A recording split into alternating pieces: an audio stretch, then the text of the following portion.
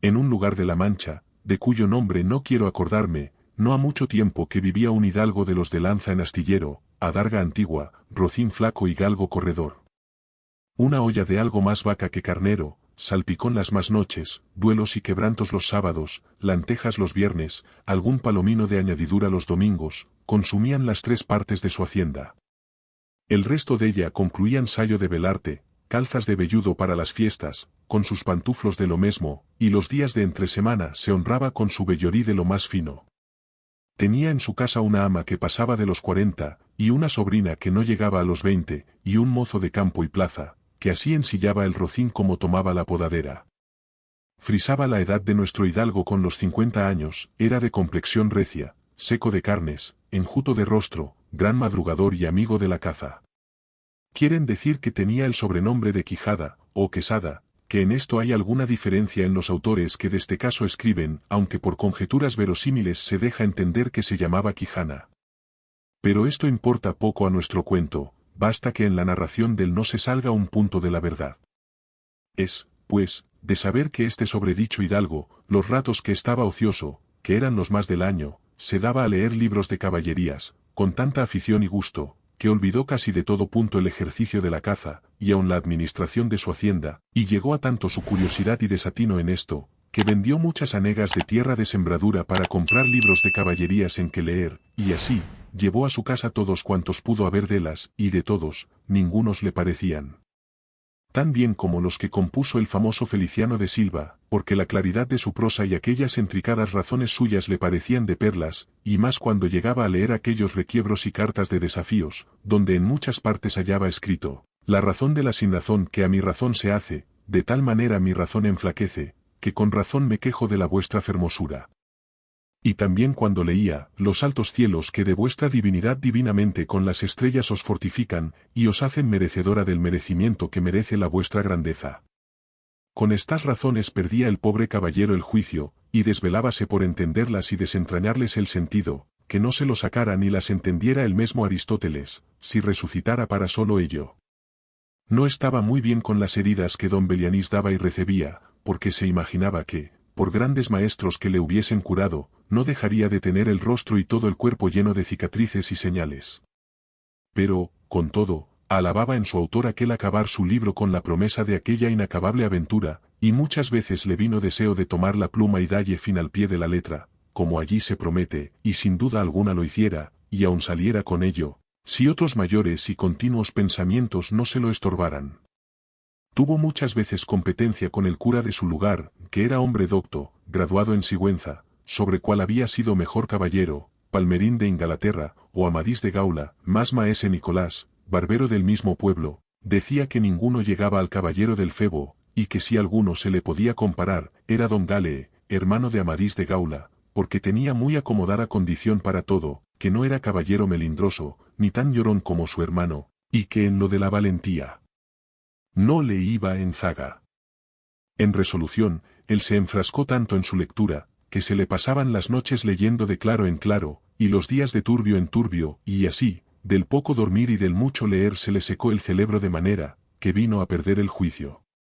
Llenósele la fantasía de todo aquello que leía en los libros, así de encantamentos como dependencias, batallas, desafíos, heridas, requiebros, amores, tormentas y disparates imposibles, y asentósele de tal modo en la imaginación que era verdad toda aquella máquina de aquellas soñadas invenciones que leía, que para él no había otra historia más cierta en el mundo.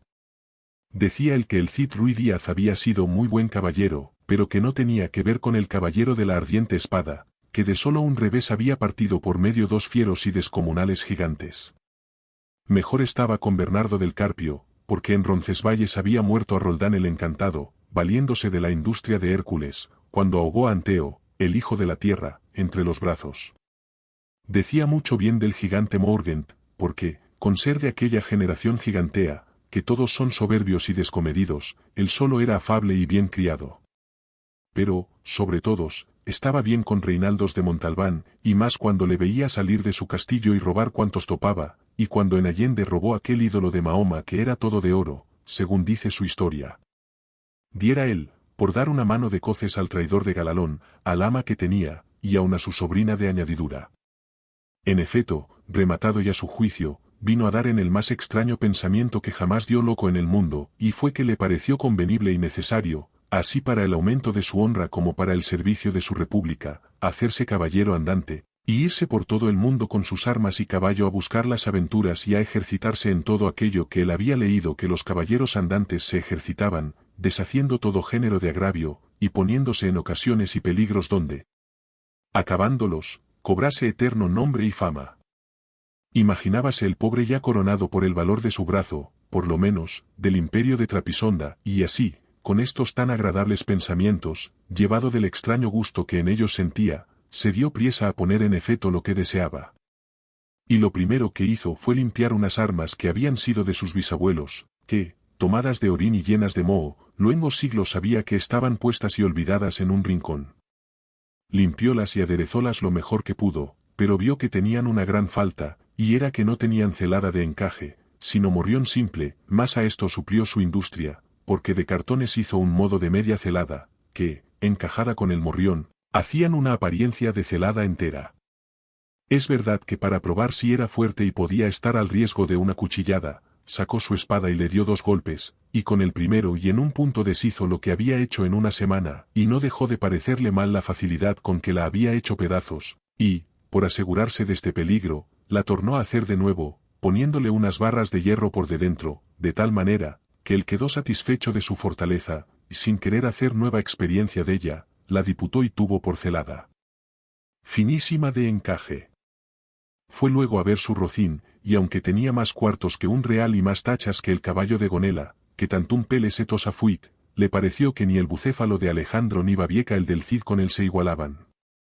4 días se le pasaron en imaginar qué nombre le pondría, porque, según se decía él a sí mismo, no era razón que caballo de caballero tan famoso, y tan bueno él por sí, estuviese sin nombre conocido, y ansí, procuraba acomodársele de manera que declarase quién había sido antes que fuese de caballero andante, y lo que era entonces, pues estaba muy puesto en razón que, mudando su señor estado, mudase él también el nombre, y le cobrase famoso y de estruendo, como convenía a la nueva orden y al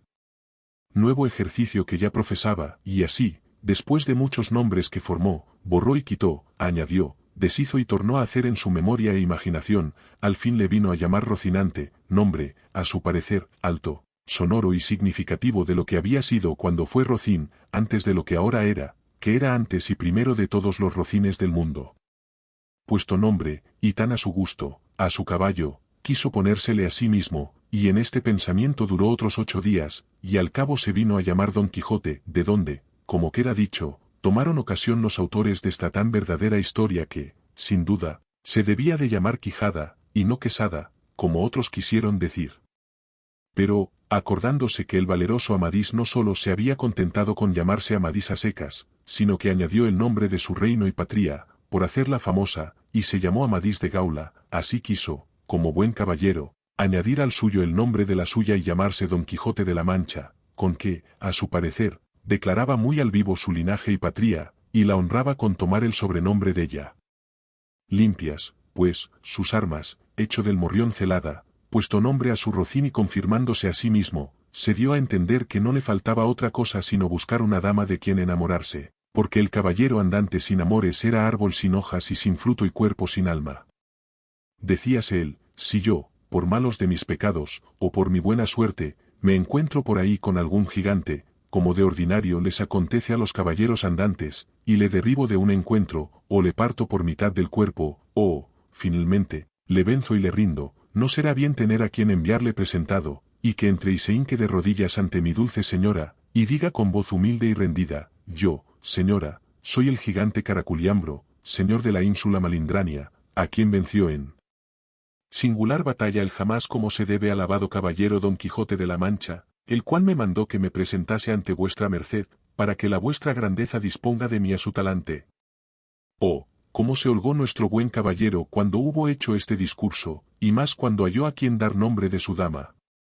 Y fue, a lo que se cree, que en un lugar cerca del suyo había una moza labradora de muy buen parecer, de quien en un tiempo anduvo enamorado, aunque, según se entiende, ella jamás lo supo, ni le dio cata de ello.